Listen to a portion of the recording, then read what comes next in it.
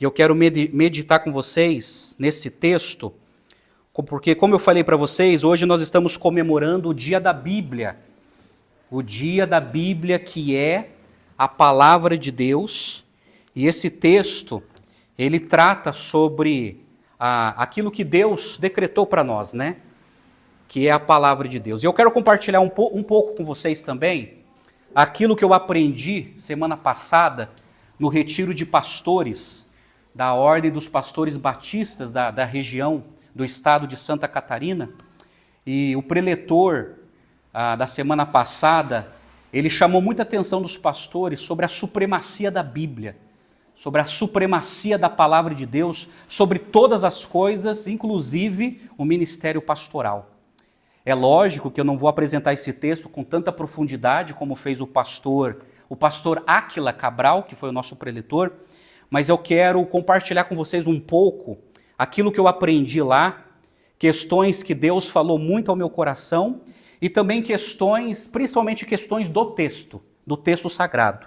Porque baseado nesse texto e baseado naquilo que eu vi no retiro de pastores, eu quero falar com vocês sobre o sequestro da mente, presta atenção, o sequestro da mente e o poder da palavra de Deus.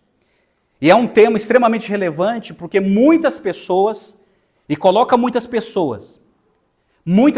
hoje estão com as suas mentes sequestradas. E pior ainda, pelo diabo. Mas a palavra de Deus, a Bíblia, ela foi nos dada porque tem um poder que Deus opera em nós quando a palavra de Deus é priorizada. Então, em comemoração ao Dia da Bíblia, eu quero apresentar para vocês esse tema muito caro: o sequestro da mente e o poder da palavra de Deus. Em 2 Coríntios capítulo 10, eu só lerei os 6 primeiros versículos.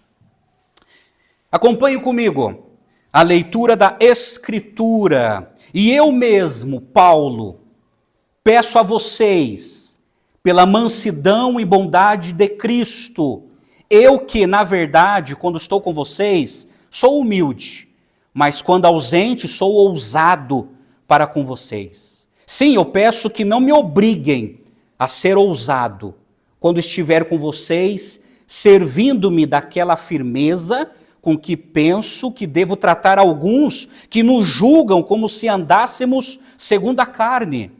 Porque, embora andemos na carne, não lutamos segundo a carne, porque as armas da nossa luta não são carnais, mas poderosas em Deus para destruir fortalezas. Destruímos raciocínios falaciosos e toda arrogância que se levanta contra o conhecimento de Deus. E levamos cativo todo pensamento à obediência de Cristo. E estaremos prontos para punir qualquer desobediência quando a obediência de vocês estiver completa. Até aqui. Vamos orar. Pai, nós necessitamos em ouvir a Tua voz através das Escrituras. Então fala conosco, Pai. Nós necessitamos, é uma necessidade da Tua igreja, ouvir a Tua voz através das Escrituras, através da Tua santa palavra. Então fala conosco, Pai, promovendo libertação, promovendo esclarecimento, mediante o poder da suficiente palavra do Senhor. Ó Deus, dai-nos sabedoria para entender o texto sagrado. E abençoa, Pai, a todos que estão aqui e aqueles que estão assistindo. Nós oramos agradecidos pela oportunidade. E assim fazemos em nome de Jesus. Amém e amém. Amados, uma visão geral da carta de Paulo aos Coríntios. É muito importante falar sobre o contexto e o motivo pelo qual essa carta foi escrita. Todos vocês sabem que quem a escreveu foi o apóstolo Paulo. Ele escreveu mais ou menos no ano 55 depois de Cristo. Quem foram os destinatários? Foram os crentes, os cristãos da igreja na cidade de Corinto, tá ok? Qual foi a ocasião em que ele escreveu essa carta? É provável que Paulo tem escrito essa carta aproximadamente um ano após ter escrito a primeira carta aos Coríntios. Depois que ele partiu de Éfeso, na Ásia Menor, mas antes de ter chegado a Corinto, na Grécia. A segunda carta de Paulo aos Coríntios é um texto, é uma carta totalmente biográfica. É um dos textos que mais tratam da vida e do sofrimento do apóstolo Paulo. Por quê? Ele escreveu essa carta como uma defesa. Porque ali em Corinto havia alguns falsos apóstolos. É interessante que falsos apóstolos já existiam desde o primeiro século. Então não é novidade ter falsos apóstolos no século 21. Esses falsos apóstolos estavam denegrindo a Paulo. Então olha só, capítulo 10 até o capítulo 13, verso 10, Paulo ele faz uma defesa contra os falsos apóstolos que o estava denegrindo. Então, nesses 4 capítulos, Paulo lidou com o problema dos falsos apóstolos que que estavam em oposição sobre a sua autoridade. Mesmo com Tito tendo trazido as boas notícias sobre a resolução dos problemas anteriores em Corinto, esse problema adicional exigia a atenção de Paulo. Então, se você já leu 1 Coríntios, você viu que Paulo ele ensinou a resolver vários problemas eclesiásticos, problemas terríveis que a igreja estava enfrentando. Então, nessa segunda carta, ele escreve para defender o seu apostolado, porque os falsos apóstolos estavam dizendo que Paulo era um falso apóstolo. Então, a atenção de Paulo, dada a esse problema, é dividida em 3 partes principais. Primeiro, Paulo ele fala sobre o poder espiritual que ele tinha. Está aqui no capítulo 10, versos de 1 a 12. Depois ele fala os seus motivos para gloriar-se em Deus. Ele fala isso do verso 13 até o capítulo 12, verso 21. E depois ele dá uma advertência solene à igreja no capítulo 13. Então qual é o teor? O teor dessa carta é o seguinte: alguns em Corinto estavam atacando a autoridade de Paulo, afirmando que ele não era apóstolo e que ele era corajoso escrevendo, mas covarde face a face. Olha que calúnia. Então, ele lhes escreveu para resolver esses e outros problemas e apresentar a sua defesa do seu apostolado e rebater os dissidentes antes de ir a Corinto. Então, Paulo gastou tempo para escrever essa carta, para se defender e para denunciar os pecados dos falsos apóstolos. Então, esse é o contexto. E este foi o motivo pelo qual o autor da carta a escreveu.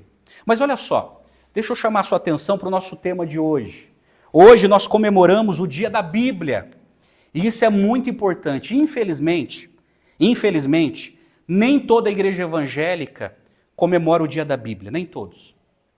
Mas as igrejas que acreditam que a Bíblia é a palavra de Deus e que ela é a nossa única regra de fé e prática, e que ela é a palavra final de Deus, essas igrejas elas prestam uma certa atenção.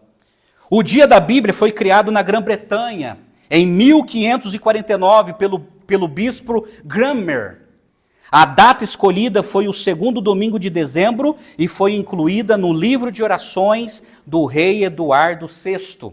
O objetivo era incentivar a leitura da Bíblia e estimular outras pessoas a fazerem o mesmo. Então esse rei, ele colocou um decreto, a nação já estava familiarizado com a Bíblia, mas para incentivar os britânicos, foi para incentivá-los a lerem e a conhecerem mais. No Brasil, a celebração do Dia da Bíblia começou em 1850, com a chegada dos primeiros missionários protestantes europeus e americanos. Então foi os luteranos, metodistas, presbiterianos e batistas que trouxeram essa importância. Em 2001, o então presidente Fernando Henrique Cardoso sancionou a Lei 10.335 e instituiu o Dia da Bíblia como uma celebração oficial no Brasil.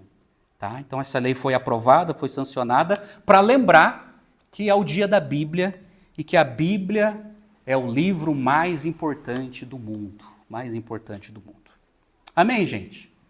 Então, se ela é importante, nós precisamos prestar reverência e conhecê-la, porque ela é a palavra de Deus. Algumas curiosidades, só algumas. Eu não vou esgotar muitas informações, mas eu quero trazer para você, na sua mente esclarecida, algumas curiosidades da Bíblia. Você sabe que a Bíblia é uma compilação de 66 documentos inspirados por Deus. Esses documentos estão reunidos em 2 testamentos, o Antigo, com 39 livros, e o Novo, com 27. Profetas, sacerdotes e reis e líderes da nação de Israel escreveram os livros do Antigo Testamento em hebraico, aramaico, tem 2 passagens em aramaico, e o Novo Testamento foi escrito pelos apóstolos e seus companheiros. Escreveram os livros no Novo Testamento, do Novo Testamento em grego, um grego chamado grego koiné, que era um grego daquela época, um grego comum, popular daquela época. Então, olha só, a Bíblia é composta de 66 livros, 2 testamentos, ela tem 1.189 capítulos e 31.104 versículos. Olha que lindo, né? Então, se você já leu a Bíblia inteira, você já leu 1.189 capítulos. Olha, parabéns, se você já passou por essa peregrinação. Então, olha só, a Bíblia foi escrita no intervalo de 1.500 anos. O livro mais antigo considerado é Jó. E o último livro que foi escrito foi Apocalipse de João. Foi escrita em 3 continentes, Ásia, Europa e África, utilizando 3 idiomas diferentes, hebraico, aramaico e grego, e ela tem um enredo. Se você já leu toda a Bíblia, ela tem um enredo calcado em 4 pilares. Ela fala de criação, queda, redenção e consumação. Então é um enredo que a Bíblia nos apresenta. E ela tem um tema. O Antigo Testamento fala do Cristo que virá. O Novo Testamento fala do Cristo que veio e voltará. Então a Bíblia, ela é um livro totalmente cristocêntrico, falando de Cristo do começo ao fim. Aí é interessante que a Bíblia de Paris, um cidadão chamado Stephen Langton, ele pegou a Bíblia latina, que foi traduzida por Jerônimo, e foi esse homem que colocou os capítulos na Bíblia de Paris, no século XIII, facilitando a nossa vida. Aí um outro camarada chamado Robert Estienne, em 1551, ele que colocou a divisão de versículos, facilitando ainda mais a nossa vida. Então, gente, aqui é só algumas informações para vocês saberem como a palavra de Deus é importante e como ela foi organizada. Eu sei que tem muito mais informação, mas não tem como passá-las nesse momento. Mas olha só, eu quero chamar a sua atenção agora. Eu quero apresentar para vocês as armas do diabo. O diabo não é uma figura mitológica, não é uma figura lendária.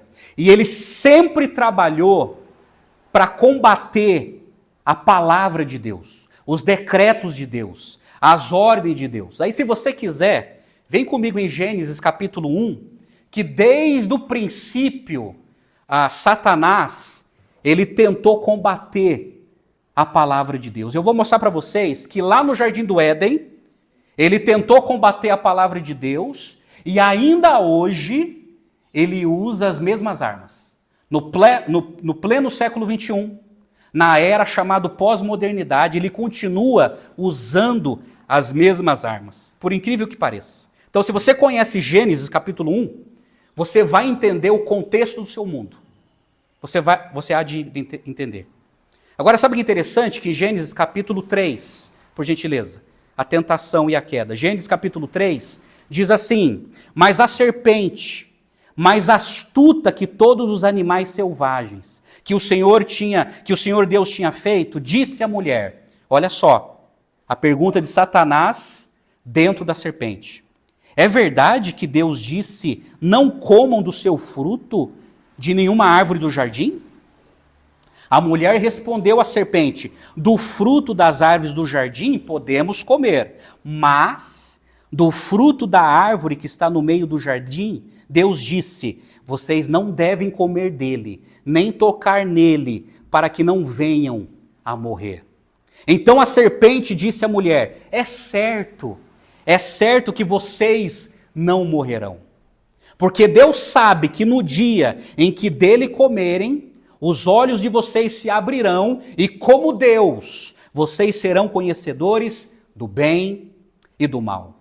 Vendo a mulher que a árvore era boa para se comer, agradável aos olhos e árvore desejável para dar entendimento, tomou do seu fruto e comeu. E deu também ao marido, e ele comeu. Então os olhos de ambos se abriram e, percebendo que estavam nus, costuraram folhas de figueira e fizeram cintas para si. Ao ouvirem a voz do Senhor Deus, que andava no jardim, quando soprava o vento suave da tarde, o homem e a sua mulher se esconderam da presença do Senhor Deus entre as árvores do jardim. Agora eu chamo a sua atenção, olha só a sagacidade do diabo em relação à palavra de Deus, que no qual ainda hoje ele age assim. No verso 1, o diabo ele levanta um questionamento. E esse questionamento não é uma curiosidade para aprender. Esse questionamento que Satanás faz é estratégico para que, de alguma maneira, ele venha arranjar brecha na mente das pessoas. Ou na vida das pessoas. E o questionamento é esse. Ele chega diante de Eva e fala assim, é verdade? É verdade que Deus disse, não comam do fruto de nenhuma árvore do jardim? É assim que o diabo faz. Ele questiona. Só que não é um questionamento para aprender. Não é um questionamento para apreciar uma informação. É um questionamento para achar brecha. Para achar brecha na cabeça das pessoas, na mente das pessoas e na vida das pessoas. Ainda hoje o diabo ele age assim, questionando, para achar brecha na vida e principalmente na mente das pessoas. E aí, o diabo, ele cria uma falsa crença. Quando a Eva fala, não, nós podemos comer, menos daquela árvore, é aí que ele fala no verso 4, certamente vocês não morrerão. Esse é o problema do diabo. O diabo, além de questionar a palavra de Deus, ele cria uma falsa crença. Ele cria uma crença periférica. Ele cria uma crença marginalizada, afastado da centralidade de Deus. O diabo ainda hoje faz isso. Ele começa a produzir uma falsa crença e ele diz sempre assim, certamente não é bem assim, calma aí. Você aprendeu assim, mas certamente não é bem assim. Certamente vocês não morrerão. Calma aí, pega leve, calma aí. Você não precisa acreditar tudo nisso. Calma aí, pega leve. Certamente não é bem assim. Talvez você entendeu errado. O diabo faz isso. Ele cria e continua criando falsas crenças. E aí, o diabo, ele coloca dúvida em relação à palavra de Deus, porque no verso 5 ele fala assim, porque Deus sabe que no dia em que dele comerem, os olhos de vocês se abrirão, e como Deus, vocês serão conhecedores do bem e do mal. E aí, ele coloca dúvida sobre as ordens de Deus, sobre os decretos de Deus, sobre a palavra de Deus. E é interessante que o diabo, ele usa também meias verdades, se eu posso dizer assim. Ou uma verdade distorcida. Porque ele usou uma verdade, ele fala assim, Deus sabe. E isso é verdade, Deus sabe. Deus sabe de todas as coisas. Mas daí, ele começa a criar em Adão e Eva essa dúvida. Deus sabe que no dia que vocês comerem, vocês serão autônomos. Vocês serão como Deus, conhecedores do bem e do mal. Olha que conhecimento. Você acha que esse conhecimento tem que ficar separado só para Deus? Você não acha que você não tem esse direito também? De conhecer tudo? O bem e o mal? Porque é isso que o diabo faz. Ele instiga a tentação. Ele começa a instigar a tentação humana.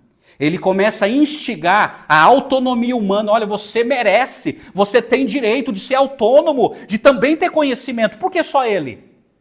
Você também merece ser como Deus, conhecedor. É isso que o diabo fez. E é isso que o diabo faz até hoje. Ele questiona, procurando brecha na cabeça das pessoas. Ele coloca em dúvida a palavra de Deus, ele cria uma falsa crença e ele instiga as pessoas a caírem. Aí sabe o que acontece? As pessoas ficam com as suas mentes sequestradas pelo diabo. Porque caíram no argumento sedutor do diabo. Ou caíram no argumento intelectual do diabo. Ou caíram no argumento encantado do diabo. E muitos hoje, mesmo dentro das igrejas, estão caindo nos argumentos do diabo. A consequência, perderam a pureza e a inocência, como está no verso 7. Eles viram que estavam nus e providenciaram uma vestimenta natural. E como consequência, eles se esconderam de Deus, que é uma consequência de uma mente sequestrada. Começaram a ter certo medo de Deus, ou começaram a ter uma certa vergonha de Deus, porque a mente deles foram sequestradas pelos argumentos do diabo. Esse é o grande problema, gente. Muitas pessoas ainda hoje, à semelhança dos nossos ancestrais, estão com as suas mentes sequestradas pelos argumentos do diabo. Mas olha só, deixa eu chamar a sua atenção para o texto que foi lido. Eu preciso explicar esse texto. Porque nesse texto, como já expliquei o contexto, Paulo está se defendendo. Mas depois que ele se defende, ele fala do poder da palavra de Deus. Agora, por gentileza, volta lá comigo. 2 Coríntios capítulo 10. Volta para o Novo Testamento. Porque nesse texto o apóstolo Paulo ensina sobre o poder da palavra de Deus que nos habilita a combater as armas do diabo ou as armas do mundo alienado de Deus. Então Paulo ele nos ensina como combater os argumentos sedutores, intelectuais do diabo que tem afastado as pessoas ou que tem sequestrado a cabeça das pessoas. Então olha só que interessante que 2 Coríntios capítulo 10, primeiro Paulo, ele faz uma apresentação despretensiosa. Olha o verso 1, quando ele fala assim: e eu mesmo, Paulo, peço a vocês, pela mansidão e benignidade de Cristo, eu que na verdade, quando estou com vocês, sou humilde, mas quando ausente, sou ousado para com vocês. Sim, eu peço que não me obriguem a ser ousado quando estiver presente. Então Paulo, ele faz uma apresentação. Ele está dizendo o seguinte: olha, eu vou tratar esses falsos apóstolos com muita mansidão e benignidade, com muita bondade. Eu vou ser humilde, mas que não me obriguem a ser rude, a ser bravo com eles. Porque eles estão me julgando. Interessante que ele fala assim: eu peço. E quando ele usa essa palavra, ele está dizendo assim: olha, humildemente, eu estou pedindo, tá? Para conversar com vocês. E ele usa a palavra mansidão, gente, que é interessante que essa palavra no grego significa poder sobre controle. As pessoas mais enérgicas e ousadas não são aquelas que dominam os outros pela força, mas as que dominam a si mesmas pela mansidão. E Paulo está dizendo: olha, eu vou tratar vocês com muita mansidão e muita bondade, ou benignidade. Essa palavra aqui é muito rico. Os gregos a definiam como aquele que é justo e ainda melhor que justo. Então Paulo está dizendo o seguinte: olha, eu vou tratar com vocês com muito controle, não esquenta a cabeça, eu serei justo com vocês, mas não me obriguem a ser rude com vocês. Por que Paulo falou isso? Porque no verso 2, ele fala de uma acusação maliciosa. Olha a acusação que ele sofreu. Ele diz assim: há alguns que nos julgam como se andássemos em disposições de mundano proceder.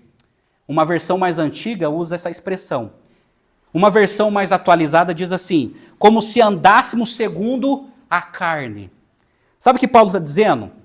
Ele está dizendo o seguinte: olha, eu estou dentro de uma natureza pecaminosa.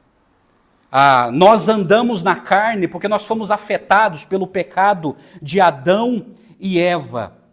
Mas não significa que eu vou tratar vocês de maneira carnal. Porque os falsos apóstolos, eles eram homens arrogantes, prepotentes e tirânicos.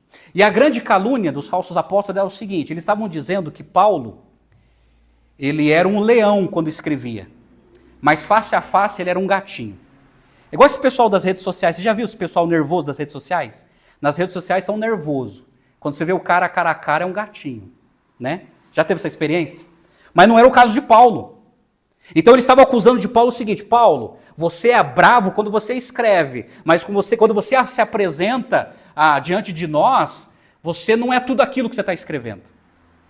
Aí Paulo fala assim: eu não vou tratar vocês com carnalidade. No entanto, eu vou resolver esse problema. Aí Paulo ele dá uma resposta audaciosa no verso 3. Olha que interessante. Que ele fala assim: porque embora andando na carne, não militamos segundo a carne. Como eu falei, o que significa andar na carne? Significa participar da existência humana normal, com todas as suas limitações, como é o nosso caso. Todos nós temos as nossas limitações, mas ele fala assim: mas nós não militamos segundo a carne. Significa não desempenhar o ministério cristão com meros recursos humanos, isento do poder de Deus, com a tendência de empregar meios duvidosos. Olha o que Paulo está dizendo. Nós andamos na carne porque nós somos humanos, fomos afetados pelo pecado original, mas nós não militamos pela carne. Paulo está dizendo assim: eu não uso recursos humanos. Eu não uso recursos desse mundo para atrair as pessoas. Eu não uso recursos desse mundo para manipular as pessoas. Eu não milito segundo a carne. Interessante que ele usa essa palavra militar, é uma imagem bélica, ele usa do mundo militar. Nesse texto ele usa a palavra fortaleza, milícia, dizendo o seguinte: eu sou um combatente. Eu sou um soldado de Cristo, mas eu não sou um combatente que usa os recursos desse mundo para poder conquistar as pessoas, porque essa era a calúnia dos falsos apóstolos. Aí sim, verso 4, aí Paulo, ele fala sobre a natureza das nossas armas. Quais são as nossas armas e qual foram as armas de Paulo? E no verso 4 ele diz assim: porque as armas da nossa milícia não são carnais, mas poderosas em Deus. Até aqui. Paulo explica que o confronto entre as forças de Deus e as de Satanás é espiritual e precisa ser travado com armas espirituais. Porque de uma certa forma os falsos apóstolos estavam dizendo que Paulo estava sendo carnal, que ele estava sendo extremamente humano, tentando resolver os problemas de Corinto. E Paulo fala: não, eu não milito pela carne, mas eu uso as armas poderosas em Deus. Em Deus. Paulo lança mais uma vez uma linguagem militar para falar da sua defesa. Sabe o que Paulo está dizendo? Que ele é um combatente, que ele não está numa colônia de férias, ele está num campo de guerra. Que ele não estava num parque de diversões, mas ele estava num campo de guerra. Ele estava dizendo que ele estava numa milícia e que ele não estava numa estufa espiritual. E quando ele usa a palavra armas no grego, se refere a toda a palavra genérica para ataque e defesa. E Paulo está dizendo assim: eu uso as armas de Deus, são poderosas em Deus para atacar e para se defender. E quando ele usa a palavra milícia no grego, é campanha. Paulo está dizendo assim: eu estou em campanha de guerra, eu estou em plena guerra, mas que um detalhe, eu não estou usando recursos humanos, mas eu estou usando armas poderosas em Deus. Nesse campo de guerra, as armas carnais são impróprias e inadequadas. Nossas armas são poderosas em Deus. Aí, ele fala da natureza das nossas armas, que são poderosas em Deus. Depois, ele fala sobre o poder das nossas armas. Olha o verso 4 de novo, na parte B, quando ele fala assim: para destruir fortalezas, anulando sofismas, e toda altivez que se levante contra o conhecimento de Deus, e levando cativo todo pensamento à obediência de Cristo. Uma tradução mais atualizada diz assim: destruímos raciocínios falaciosos e toda arrogância que se levanta contra o conhecimento de Deus. Essas armas espirituais poderosas em Deus são eficazes para algumas finalidades. Olha só, primeiro, elas destroem a resistência do inimigo. Quando Paulo ele usa a palavra fortaleza, ele está trazendo à mente algo que era muito normal naquela época. Era numa fortaleza fechada que prisioneiros ficavam presos, que soldados de guerra eram aprisionados. E ele está dizendo o seguinte, que o poder, as armas poderosas em Deus é suficiente para destruir muralhas, para destruir fortalezas, para destruir o campo do inimigo e a resistência do inimigo. Essas fortalezas são muralhas que resistem, portas que se fecham e paredes que aprisionam. Então presta atenção. O poder das nossas armas que Paulo está falando destrói fortalezas. E depois eu te explico isso. Fortalezas que foram erigidas, que foram estruturadas para aprisionar as pessoas. Para aprisionar. Mas elas também anulam as estratégias do inimigo. Essas armas anulam os sofismas. Essa palavra sofismas tem a ver o seguinte, é a palavra logismos, que significa o seguinte, uma guerra no campo das ideias. Então Paulo está dizendo o seguinte, olha, existe uma guerra. Não uma guerra no sentido de derramar sangue, mas uma guerra no campo das ideias, no campo da argumentação, no campo da intelectualidade. E as armas poderosas em Deus, ela anula as estratégias do diabo. E qual é a estratégia do diabo? Criar uma falsa crença, colocar em dúvida a palavra de Deus, levar as pessoas a caírem, questionar a palavra de Deus para encontrar uma brecha. E Paulo está dizendo que essas armas poderosas em Deus, ela destrói, ela anula qualquer estratégia que venha enganar um cristão. Elas acabam com o orgulho do inimigo. Essas armas são poderosas em Deus para anular toda a altivez que se levante contra o conhecimento de Deus. Paulo está dizendo que as armas poderosas em Deus, inclusive as Escrituras, ela quebra o orgulho de qualquer pessoa. Ela quebra o orgulho, a altivez de qualquer pessoa. É por isso que Paulo fala sobre o poder dessas armas. E ele diz que, além de destruir fortalezas, anular estratégias, ele leva cativo todo o pensamento à obediência a Cristo. Mais uma vez, ele usa uma palavra militar, cativo. Isso é, Paulo está dizendo que Deus ele pega os nossos pensamentos sequestrados pelo diabo e leva os nossos pensamentos à plena obediência a Cristo. É por isso que ele fala que são armas poderosas em Deus. Essas armas que anula as estratégias do diabo, que anula raciocínios, que anula reflexões, que anula pensamentos que são contrários à palavra de Deus. Um comentarista chamado William MacDonald, ele falou o seguinte, ele diz que isso pode ser aplicado hoje aos arrazoados dos cientistas, evolucionistas, filósofos e livres pensadores que não têm espaço para Deus em seus esquemas e cosmovisões. Exatamente.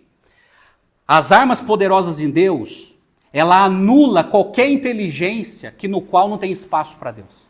Ela anula, ela destrói, ela desarticuliza qualquer coisa que venha se levantar contra Deus. Aí no verso 6, gente, ele fala sobre a eficácia das nossas armas, quando ele fala assim, e estaremos prontos para punir toda desobediência, uma vez completa a vossa submissão. O que Paulo está dizendo? No contexto, se a igreja de Corinto fosse fiel à palavra de Deus, fosse fiel ao evangelho que Paulo tinha pregado, eles teriam autoridade como igreja de disciplinar aqueles falsos apóstolos, se eles estivessem obedecendo aquilo que Paulo ensinou. Aquilo que Paulo ensinou como palavra de Deus. Então a igreja, ela estaria equipada, estruturada, para enfrentar os falsos apóstolos e para mandá-los embora. Porque a mente deles estavam cativos a obediência de Cristo, como Paulo as ensinou. E é uma coisa tão terrível, era uma desobediência que tratava de leviandade à verdade do Evangelho, em razão do que seus opositores poderiam ser chamados de falsos apóstolos, obreiros fraudulentos e até mesmo servos de Satanás, como está no capítulo 11, versos de 13 a 15. Então deu para entender a explicação do texto? Deu para entender? Agora eu quero chamar sua atenção para a aplicação. Lembra de Gênesis, quando o diabo sequestrou a mente de Adão e Eva. Lembra de 2 Coríntios capítulo 10, quando Paulo fala assim, nós temos armas poderosas em Deus para destruir tudo isso, para destruir qualquer estratégia, qualquer raciocínio que venha tentar sequestrar as nossas mentes. Na minha aplicação, eu digo uma coisa para vocês, a todo momento, o diabo está sequestrando a mente das pessoas, produzindo uma falsa crença, colocando em dúvida a palavra de Deus e tentando invalidar os decretos de Deus. O diabo tem usado toda a influência para que a humanidade venha substituir a palavra de Deus por sistemas, esquemas, estruturas, estratégias, cosmovisões, ideologias, teorias para frustrar e obstruir o progresso do Evangelho de Cristo. É aí que o diabo atua, nos raciocínios, fazendo as pessoas duvidarem da palavra de Deus, promovendo ideologias, teorias e estruturas do pensamento para se afastar as pessoas da Bíblia. O diabo, ele cega o entendimento dos incrédulos, como está escrito em 2 Coríntios 4:4.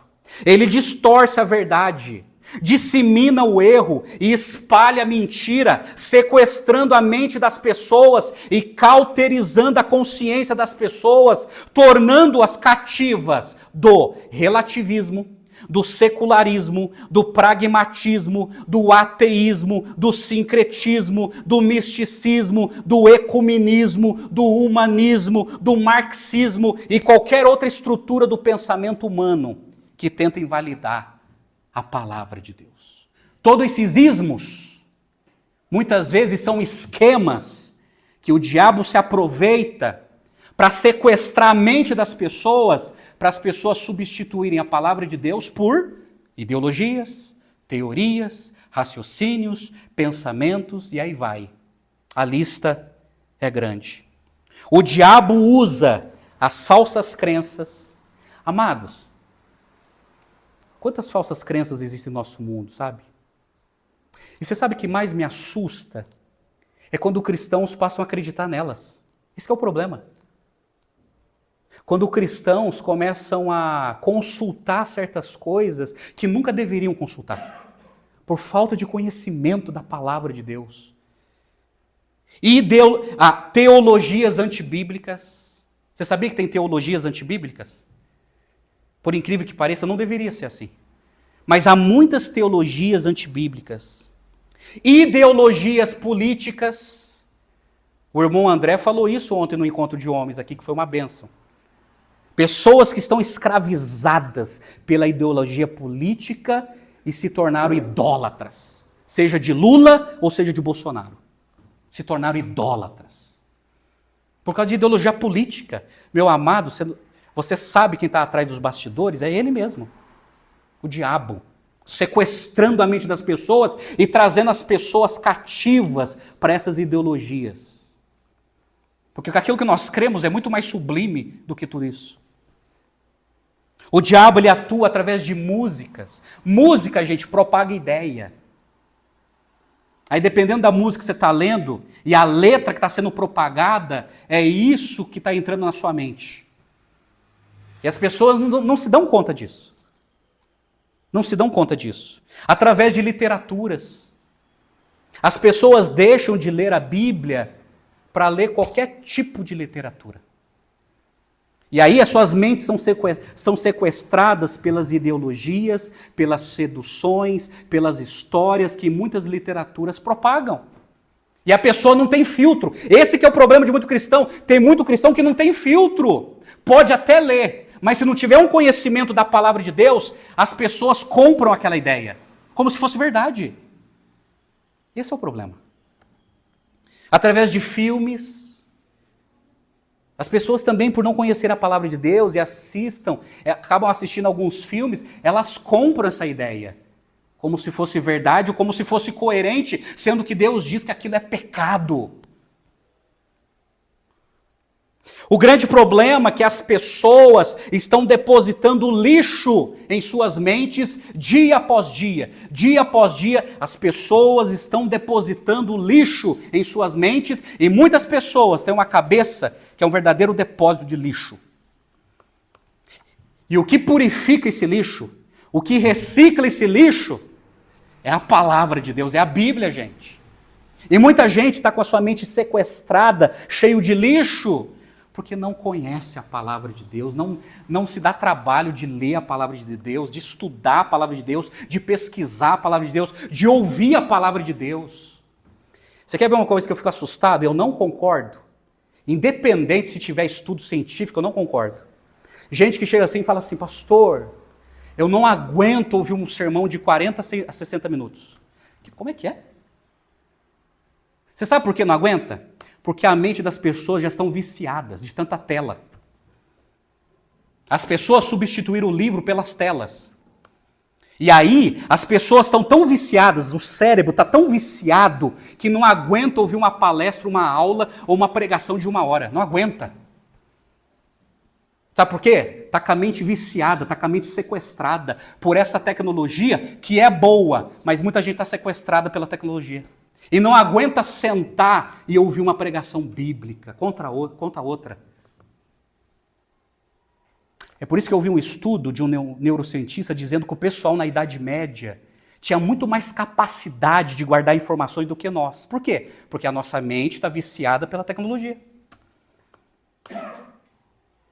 As pessoas não querem ler mais. Não querem ler. E aí, qual é o resultado? Analfabetismo disfuncional. Funcional, né? E aí vai. As pessoas não conseguem interpretar um texto. Por quê? Porque não lê. Agora imagine a palavra de Deus. A substituição da palavra de Deus por outras coisas. Cuidado. É o diabo sequestrando a cabeça dessa geração. Daqueles que dizem, eu não suporto ouvir uma aula de 2 horas na universidade, eu não suporto ouvir uma pregação numa igreja de 1 hora, eu não suporto. Sabe por quê? Porque a cabeça está viciada. E é isso que o diabo quer. É isso que o diabo quer. Mentes sequestradas. Porque esse tipo de pessoa não vai aguentar ouvir essa doutrina e vai substituir a Bíblia por qualquer outra coisa. Qualquer outra coisa. Agora, como resgatar a nossa mente? Eu quero terminar com isso aqui. Como resgatar a nossa mente, já que a mente de muitas pessoas estão sequestradas e a palavra de Deus tem poder para resgatar as nossas mentes? Como isso acontece? Porque Romanos 12, verso 2 diz assim, e não vos conformeis com este mundo, mas transformai-vos pela renovação da vossa mente. Transformai-vos pela renovação da vossa mente. A sua mente não pode estar sequestrada, mas ela tem que estar renovada e transformada para que você possa experimentar qual é a boa, perfeita e agradável vontade de Deus. Então Paulo fala, não se conforme com o esquema desse mundo, mas seja transformada a cada dia na renovação da vossa mente, quanto mais você conhece a Deus. Aí eu te apresento 2 maneiras para que a nossa mente seja resgatada. Primeiro, precisamos abandonar as armas humanas. Por exemplo, argumentos humanos. O que eu quero dizer com isso? Gente, amados, tem muitas pessoas, e quando eu coloco pessoas, eu estou colocando a cristandade. Tem muitas pessoas que dão mais valor a argumentos humanos do que argumentos bíblicos, da palavra de Deus. Tem muitas pessoas que preferem consultar certos gurus do que buscar resposta na santa e eficaz palavra de Deus. É isso que Paulo está dizendo, não, eu não uso recursos humanos, eu não uso recursos carnais, eu milito com as armas poderosas em Deus no meu ministério. E é interessante que quando ele fala isso, em 1 Coríntios capítulo 1, ele está confrontando os cristãos que estavam tentando ler o evangelho sobre as lentes da filosofia grega. Ele falou, não, o evangelho é loucura para vocês. Argumentos humanos. Nós precisamos conhecer a palavra de Deus para entender os argumentos de Deus sobre questões vitais da nossa vida. O grande problema é que muito cristão não conhece coisa básica da fé. Não conhece. Mas conhece o argumento de tal pensador, de tal guru, de tal livro, mas não conhece a Bíblia Sagrada. Isso é pobreza, gente. Pobreza bíblica. Precisamos abandonar as armas humanas, precisamos abandonar entretenimentos para atrair as pessoas. Entretenimento para poder atrair as pessoas. Não, o que atrai as pessoas é a pregação poderosa da palavra de Deus. O meio que Deus decretou é a palavra de Deus.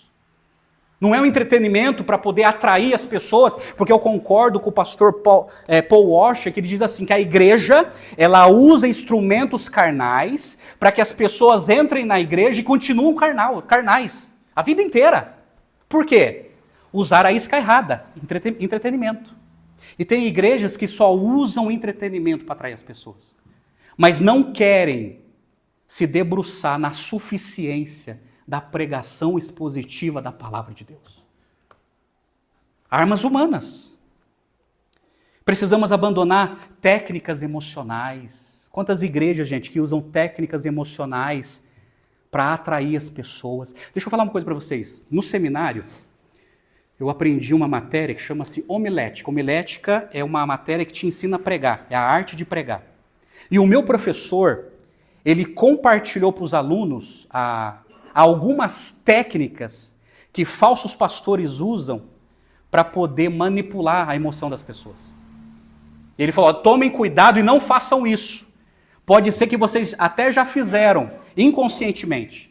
Mas é muito fácil manipular as emoções de uma pessoa, principalmente dentro da igreja. Principalmente. Aí ele apresentou para a gente várias técnicas dizendo assim, nunca façam isso. Mas preguem a palavra. E aí, conhecendo os falsos profetas, eu comecei a entender, poxa, por isso que tal falso bispo usa isso, falso apóstolo usa isso, falso pastor usa isso. São técnicas de manipulação. De manipulação. Precisamos abandonar experiências pessoais. Gente, experiências pessoais são pessoais. Mas ela não é regra para a igreja. Certa vez, eu ouvi a história de um puritano, na época do puritanismo, um pastor, ele estava na igreja pregando, aí ele deixou de pregar e começou a falar da vida dele. Começou a dar testemunho. E ele não trabalhou o texto, ele fugiu do texto. Ele falou do texto, fugiu do texto e não voltou para o texto. Aí uma pessoa no meio da congregação levantou e falou assim, pastor, pregue Cristo! Pregue Cristo! E aí aquele pastor voltou a pregar a Bíblia. Sabe que toda igreja evangélica precisa? De um crente que se levante no meio da pregação e fala assim, pastor, pregue Cristo! Nós queremos Cristo, pregue a Cristo! Nós não queremos saber das suas experiências, da sua vida, nós queremos saber de Cristo e da palavra do Senhor. É isso. Precisamos abandonar as armas humanas. Deixa eu te falar uma coisa para você, e permita-me eu explicar isso aqui para não ter mal entendido, tá? Permita-me explicar. O grande problema de muito cristão é quando valoriza mais a psicologia do que a Bíblia. Explico o porquê. Eu não sou contra a psicologia. Tá? Eu leio psicologia, eu tenho vários livros de psicologia. Mas eu sou contra algumas vertentes de psicologia que não tem nada a ver com a Bíblia. Mas sabe que eu vejo o grande problema de muitos cristãos? Que supervalorizam a psicologia, mas não conhecem a Bíblia. Não conhecem a Bíblia. Não sabem o que a Bíblia fala sobre como enfrentar o medo, como enfrentar a ansiedade, como enfrentar a insegurança. Não sabe. As pessoas não sabem resolver os seus problemas da alma porque não conhecem a Bíblia. E eu não estou falando que você não pode passar no psicólogo, não é isso, me entenda. Eu estou dizendo que tem muito cristão que supervaloriza o divã de um psicólogo do que a sua Bíblia que você tem em casa. Por falta de conhecimento. Estão substituindo a palavra de Deus por qualquer tipo de psicologia. Volto a falar, a psicologia ela tem o seu lugar, eu a valorizo. Mas o grande problema dos cristãos, quando eles não conhecem a Bíblia, não lê a Bíblia, não conhecem as propostas que a Bíblia nos ensina para enfrentar os nossos problemas da alma e só consulta psicólogo. Passa a vida inteira fazendo terapia, mas não passa a vida inteira lendo a Bíblia, conhecendo a Bíblia e buscando ajuda em Deus. É isso que é o problema, gente. O problema não é você passar pelo psicólogo. O problema é você passar pelo seu psicólogo, mas você não conhecer a Bíblia, sendo que a palavra de Deus, ela tem várias informações para nos ajudar contra os nossos problemas da alma. Esse é o problema. Esse é o grande problema. Agora, segunda maneira para resgatar nossa mente, precisamos usar as armas de Deus. As armas de Deus. A primeira arma de Deus é a palavra de Deus. É a palavra de Deus, a Bíblia. Olha só que Paulo escreveu em Colossenses 3,16, que a palavra de Cristo habite ricamente em vocês. Ricamente. Mas o grande problema é a pobreza. É a pobreza bíblica e teológica. E Paulo está dizendo que a palavra de Cristo habite ricamente, abundantemente em vocês. Aí ele fala assim, como consequência, instruam e aconselhem-se mutuamente com toda a sabedoria, louvando a Deus com salmos, hinos e cânticos espirituais, com gratidão no coração. Quem é rico da palavra de Cristo vai ser rico no aconselhamento, vai aconselhar com toda a sabedoria que Deus dá e vai louvar a Deus com toda a sabedoria por aquilo que Deus revelou nas Escrituras. Olha que lindo. Riqueza que habite em vocês. Deixa eu fazer uma pergunta para você. Isso me preocupa muito. E é isso que foi tratado no Retiro dos Pastores. A sua casa é rica em palavra de Deus? A sua casa é rica ou pobre?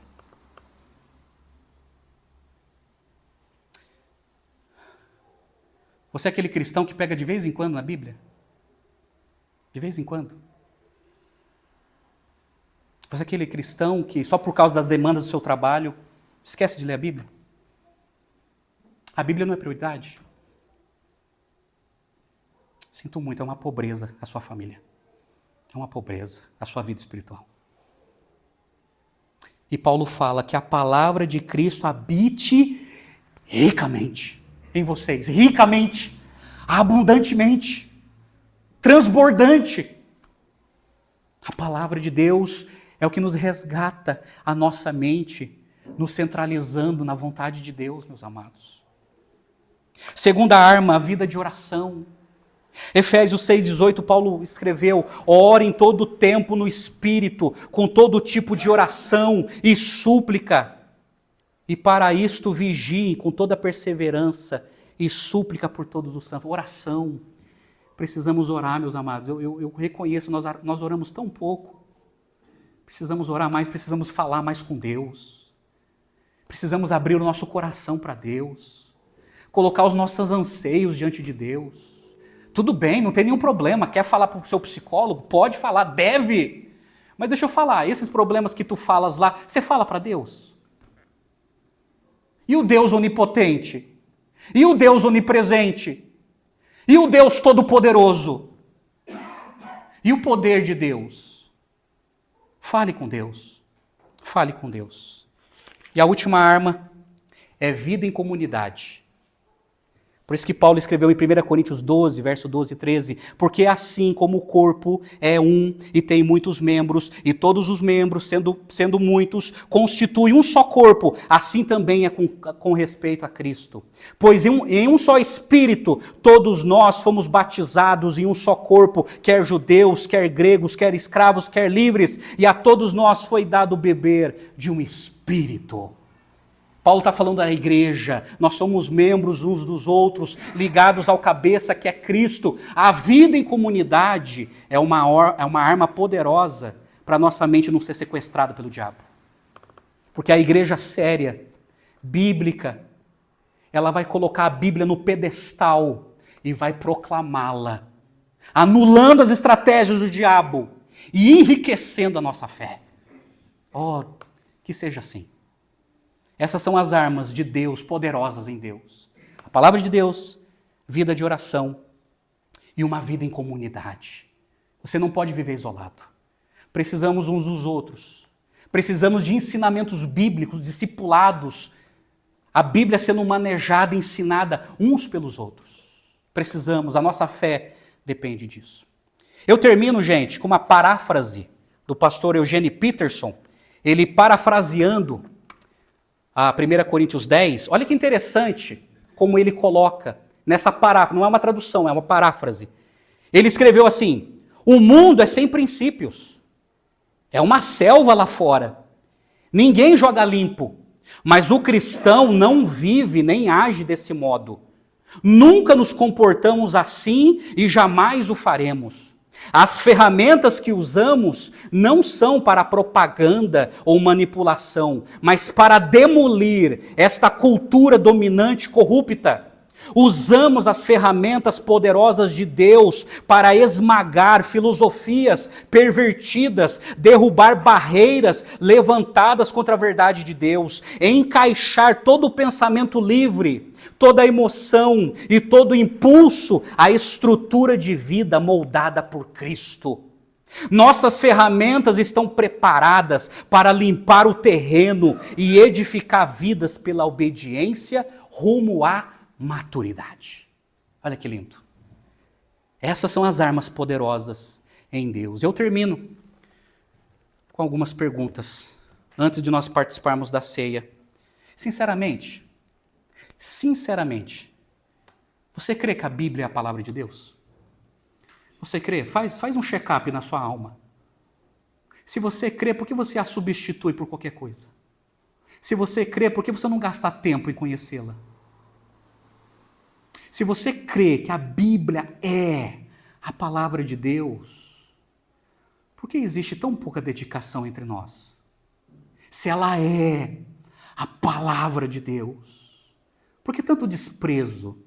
Por que tanta falta de prioridade? Por que tanta falta de entusiasmo quando se fala em ler a Bíblia e conhecê-la? Segunda pergunta, você conhece? Você conhece a Bíblia? Há quanto tempo você está na igreja? Qual é o seu nível de conhecimento da Bíblia? Você conhece o Deus da Bíblia para não ser sequestrado por falsas crenças? Esse é o meu susto, gente. Quantos crentes estão sequestrados por falsas crenças porque tem uma Bíblia em casa, mas não conhece. Não conhece. Cuidado. Você tem substituído a Bíblia por armas humanas? Paulo falou, nós não militamos segundo a carne, mas segundo as armas poderosas em Deus. Eu quero incentivar você, nessa noite, a conhecer a palavra de Deus, porque ao conhecer a Bíblia, você vai conhecer o dono da Bíblia, o próprio Deus. O Deus que se revelou de maneira gramatical, através das Escrituras, nos dando a oportunidade de conhecê-lo, segundo aquilo que ele nos revelou através da sua palavra. Creia na Bíblia, ame a Bíblia, faça um propósito. Aí, o ano está terminando, vai começar 2025, vai voltar a ler a Bíblia? Qual é o seu planejamento? Há tantos planejamentos para o ano que vem, mas aí, e a Bíblia? E a palavra de Deus, que é mais importante?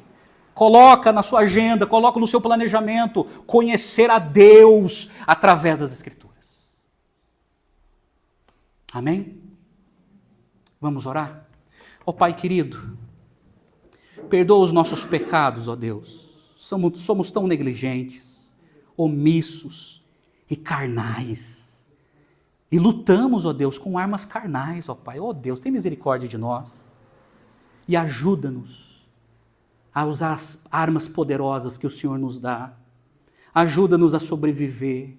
Liberte-nos, ó Deus, de qualquer sequestro mental. E ajuda-nos a priorizar a tua palavra, que é a verdade para a nossa existência. Dai-nos fome, ó Deus. Dai-nos fome da tua palavra, para que possamos prosseguir em conhecer ao Senhor.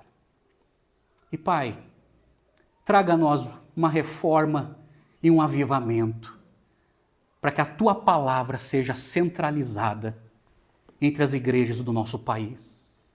Tem misericórdia da nossa nação, Pai, livra-nos da idolatria, livra-nos do misticismo, livra-nos do sincretismo, livra-nos da superficialidade e ajuda-nos a priorizar a tua palavra.